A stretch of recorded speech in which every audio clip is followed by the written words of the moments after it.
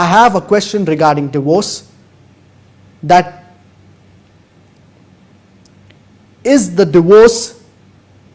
that takes, if a divorce takes place whenever a husband is not willing to give divorce but is forced to give divorce on a gunpoint. His parents want him to give divorce and he then signed on divorce papers. What is the status of this divorce?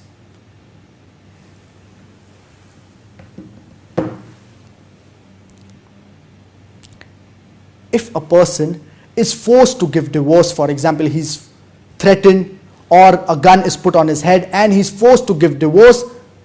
so in this situation, the majority of the scholars, they say that divorce, it is not considered in this situation, because a person is forced in this situation. And we know this based on verses of the glorious Quran, wherein Allah subhanahu wa ta'ala says, "Illa matturitum ilay,"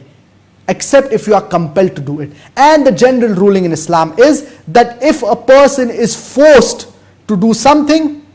for example, if a person is forced to leave the religion of Islam, someone is threatening him and telling him that if you do not leave Islam, so I will kill you. Or someone puts a gun on his head and tells him that if you do not leave Islam, I will kill you. So in this situation, the scholars, they say that he can verbally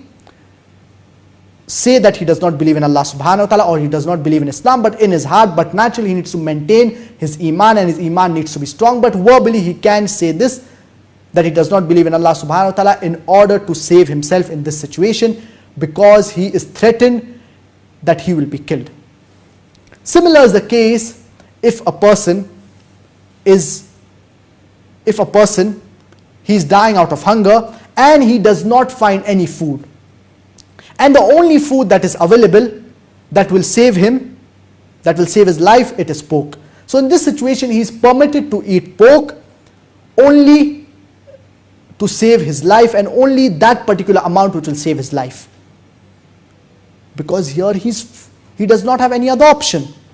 So similarly, if a husband is forced to give divorce, whether it be a verbal divorce or whether it be a written divorce, and someone has pointed a gun on his head or someone has threatened him that he will torture him, he will persecute him, so in this situation, even if he gives divorce, the divorce, it is not counted, it is not considered, whether it be a verbal divorce or whether it be a written divorce, as rightly said by the majority of the scholars. So I hope that answers the question.